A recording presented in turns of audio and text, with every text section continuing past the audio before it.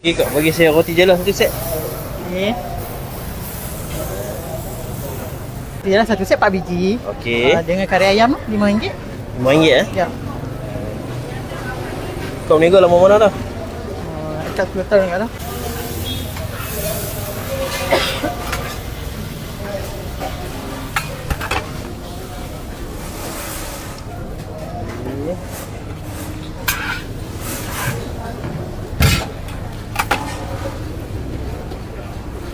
Ni kuah untuk roti jala. Ya, ni kong untuk jalan. Okey. Gulai ayam.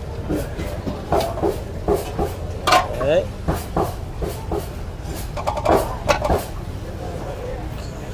Okey, satu set RM5. Satu set RM5 eh. Alright. Kak, saya nak lontong satu. Okey, baik.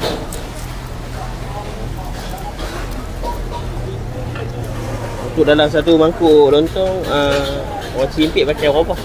Dalam 8 biji. 8 biji. 2 ketul nasi lah. Okey. Jadi kita bubuh apa lagi bahan? Ada telur. Telur eh. Telur dengan tempe. Okey. Lepas tu Ada tempe.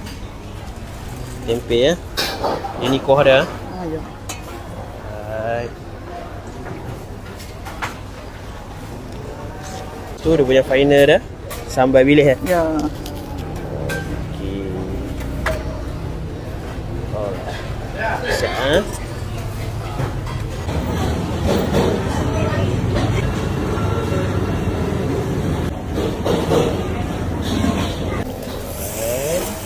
Ini pek ngok. Ya.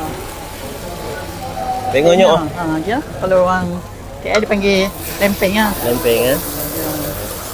Lempeng kelapa.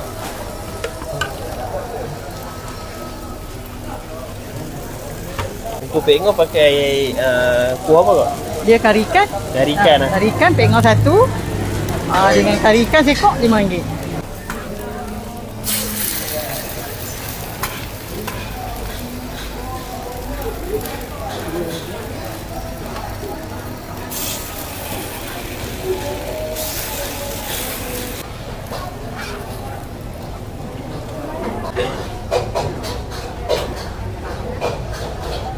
Ikan sekok. Tadi. Alright. Pek ngau sebiji dengan kari ikan sekok RM5. RM5. Ya. Start 7.30 pagi pada 12 tengah hari lah. Okey. Itu hari Jumaat. Jumaat saja. Lokasi dekat Jalan Petri. Okey. Restoran Berkat Jalan Petri.